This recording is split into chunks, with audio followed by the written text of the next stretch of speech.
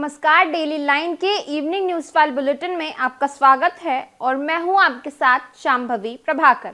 इस बुलेटिन में हम आपको बताएंगे कि बैंकॉक पहुंचे संघ प्रमुख मोहन भागवत ने क्या कहा। साथ बताएंगे अडानी हिंडनबर्ग मामले में क्या है ताजा अपडेट। इसी के साथ बताएंगे आप नेता सत्येंद्र कुमार जैन और सांसद संजय सिंह पर कब होगी अगली सुनवाई। लेकिन उससे पहले एक नजर डालते हैं आज की हेडलाइंस पर। बैंकॉक में बोले संघ प्रमुख मोहन भागवत, दुनिया एक परिवार, सभी को आर्य बनाएंगे। अडानी हिंडनबर्ग मामले में सुनवाई के बाद सुप्रीम कोर्ट ने फैसला रखा सुरक्षित, कहा हिंडनबर्ग रिपोर्ट को सही मानने की जरूरत नहीं। 4 दिसंबर को होगी सत्येंद्र कुमार जैन और सांसद संजय सिंह पर सुनवाई। राजौरी में शहीद हुए कैप्टन शुभम गुप्ता का पार्थिव शरीर पहुंचा आगरा, डिप्टी सीएम ब्रजेश पाठक रहे मौजूद। गाजा में आज से 4 दिन का सीज फायर शुरू, 13 बंधकों के बदले 39 फिलिस्तीनी रिहा होंगे। अब बात करते हैं पहली खबर की। वर्ल्ड हिंदू कांग्रेस में हिस्सा लेने बैंकॉक पहुंचे राष्ट्रीय स्वयंसेवक संघ प्रमुख मोहन भागवत ने शुक्रवार 24 नवंबर को कहा कि दुनिया एक परिवार है, हम सभी को आर्य यानी एक संस्कृति बनाएंगे। हालांकि संस्कृति शब्द काफी नहीं है, एक बेहतर दुनिया के लिए मुझे संस्कृति कहना होगा। अनुशासन का पालन करने के लिए भारत के सभी संप्रदायों को शुद्ध करने की जरूरत है। संघ प्रमुख ने यह भी कहा कि हिंदू परंपराओं में भले ही कुछ मतभेद हों, लेकिन ये धर्म का अच्छा उदाहरण पेश करती है। हम हर जगह जाते हैं, सबके दिलों को छूने की कोशिश करते हैं। कुछ लोग राजी होते हैं तो कुछ राजी नहीं भी होते, लेकिन फिर भी हम सभी से जुड़ते हैं।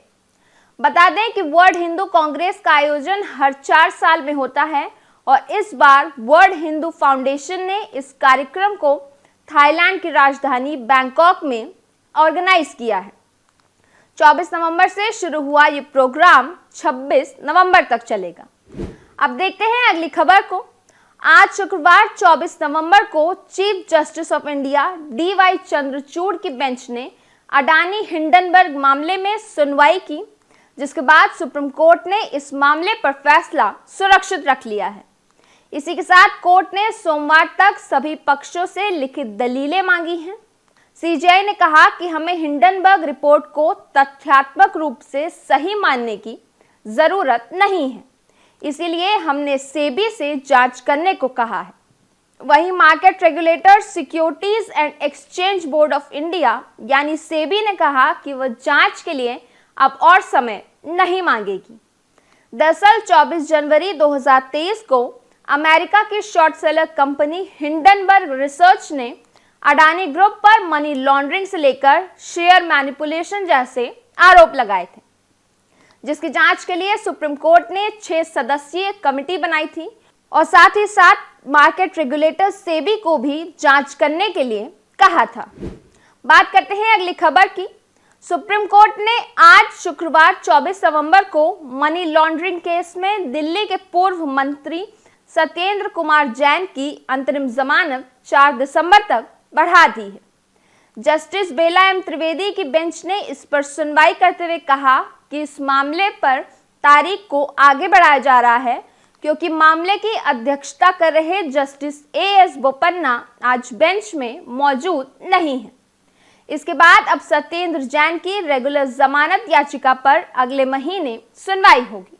वहीं दूसरी ओर शराब घोटाला केस में 4 अक्टूबर को अरेस्ट हुए आम आदमी पार्टी के राज्यसभा सांसद संजय सिंह की आज खत्म हो चुकी जुडिशियल कस्टडी को भी 4 दिसंबर तक बढ़ा दिया गया है।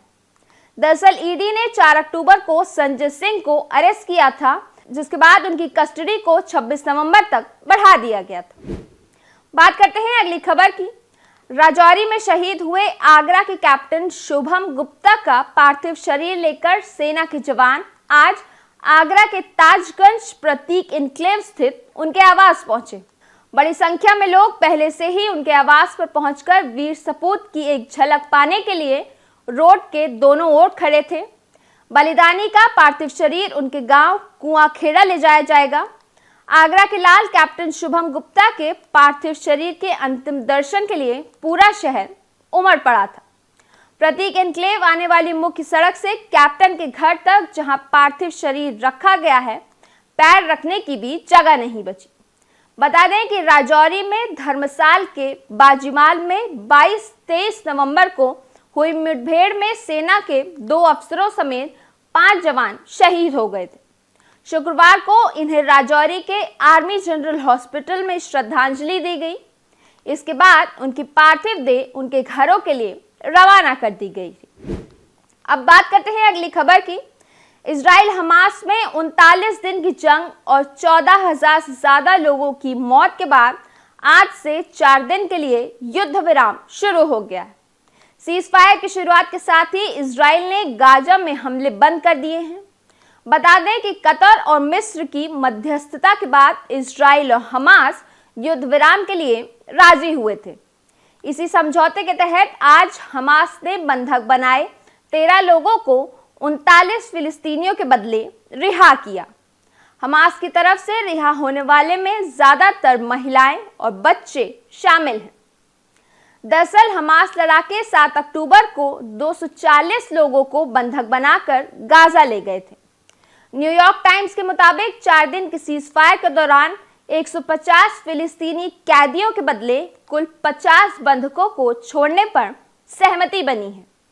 हमास ने समझौते में अल-शिफा अस्पताल खाली करने की भी शर्त रखी थी, जिसे इजराइल ने मानने से इनकार कर दिया था। डेली लाइन के इवनिंग न्यूज फाइल बुलेटिन में बस इतना ही। बने रहिए डेली लाइन के साथ।